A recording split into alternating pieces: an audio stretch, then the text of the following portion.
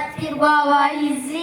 mvugirwe mana rudasumbwa ikaba rwesamihiga iteka munyura benshi inshuti ya bose mushira amatsiko mbayishurire sinkomeze guhishahisha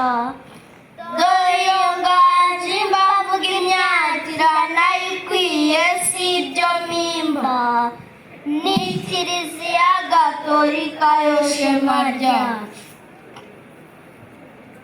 uwavuga ibyiza byayo kuva mu ntango ugeze uyu munsi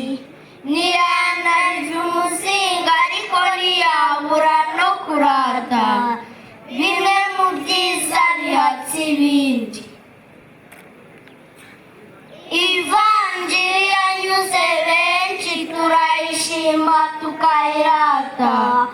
ikaducengera mu mitima tukayaha amashyi n'impundu kuko abo yakuye habi ni benshi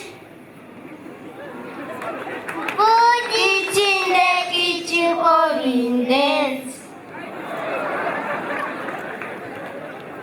reka nkomereze ku kindi ndavuga ikindi gihatse ibindi kiliziya gatolika yimakaje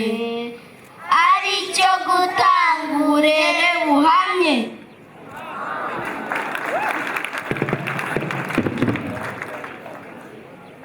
hirya hino dore amashuri ay'incuke ubwo n'abanza ayisumbuye kaminuza atanga uburezi bufite ireme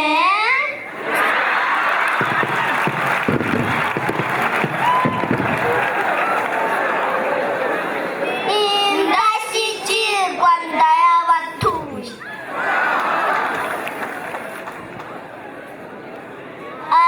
abayasohotse baritaka barakesha ibyiza byinshi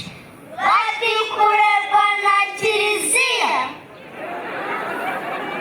nuhakura ubumenyi gusa n'ikinyabupfura kiraganje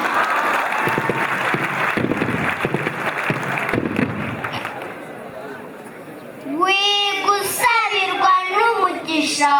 ukawutahana ukanahirwa ukaguherekeza ibihe byose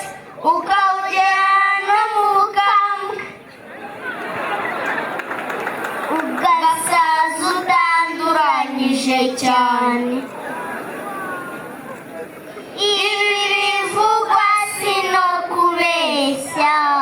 abo badepite na senateri ba minisitiri na gitifu ba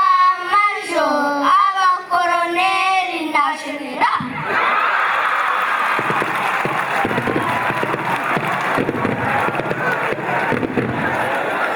abenshi bizaho mwumva ndata banyeshuri rwanda rwese ayo mahirwe ntituyite twigane umwete turebe kure dutegura heza hacu guta ishuri ni igihombo mbadoga rwanda